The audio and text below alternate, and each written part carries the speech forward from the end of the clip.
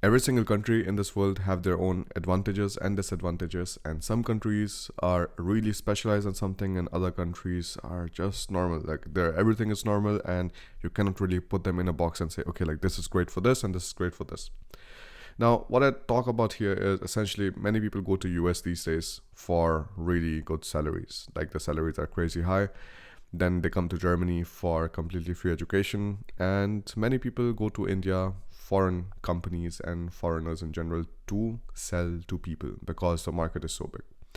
And these days, of course, like people talk about India as the next China. And that's why for them it is also very relevant, because India is going to be China, but a little bit better for foreigners because they can speak to the people easily in English. So you see that. But on the other hand, you also see the negatives. In US, of course, you have a lot of gun violence, and the healthcare system is really broken because if you don't have any kind of decent insurance, even with decent insurances, there are things that may not be covered by your insurance, and then you're essentially ending up bankrupting yourself. In Germany, you have really high taxes, and of course, there's a lot more paperwork in comparison to that. But you have then access to all of the Europe, and you can go to any country you want. Also, after studies, you don't have to stay in the same country. You can move around anywhere you want. But in Europe, the largest economy is Germany, so most of the students end up staying in Germany afterwards. Then afterwards, in India, of course, we have our own stories with the entire examination system, with the entire engineering entrances and how the public authorities work, things like that. That is also not a great experience.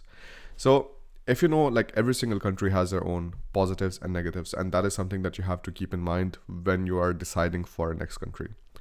Countries for you should be stepping stones, should be platforms with which you're going to the next level, whatever you want to do for yourself. And when you're growing up, you have a lot of time.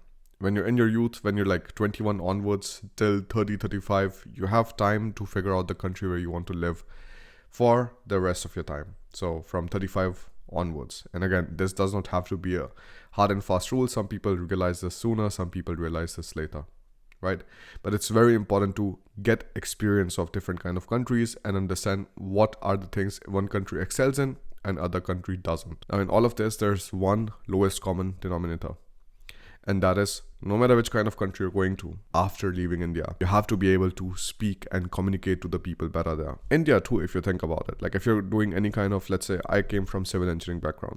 So if you expect a foreigner to come to the construction sites and think that he will be able to communicate with the contractors, with the laborers, with the construction workers, with the other engineers who are maybe like not that great in English and so on, you are highly mistaken. So these kind of people will not end up getting a job very easily in India if you're not able to communicate with the people. The same thing in US. In US, if you cannot speak English, you will not find a job easily.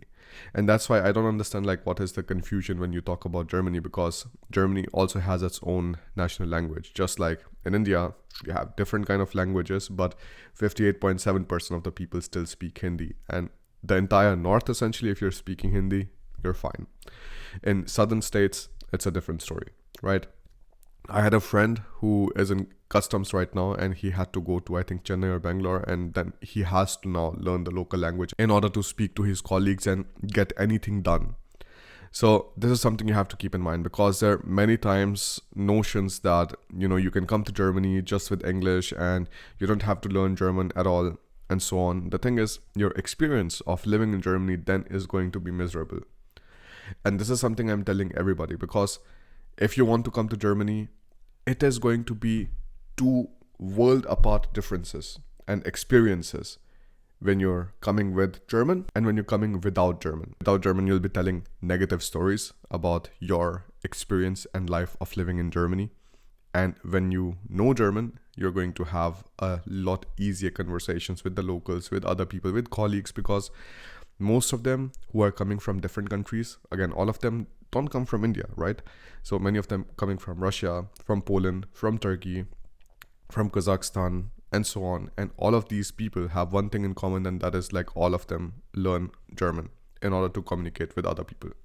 So this problem that I see right now is generally like only with Indians and like who have spoken English as their first or second language, that like why should we learn any other language than the language that we speak already? Well, you learn any other language than the language you already know, out of respect for the country in which you're staying in. If there's a foreigner which comes to India and he's staying there for 5, 6, 10 years, planning to stay there longer, I know that all of you are going to appreciate, at least I'm going to respect it if he learns Hindi too.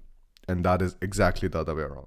If you want to start learning German, just head to the description and you'll find a lot of free resources which will help you start, including a free mini course which will help you learn German 3 times faster than others.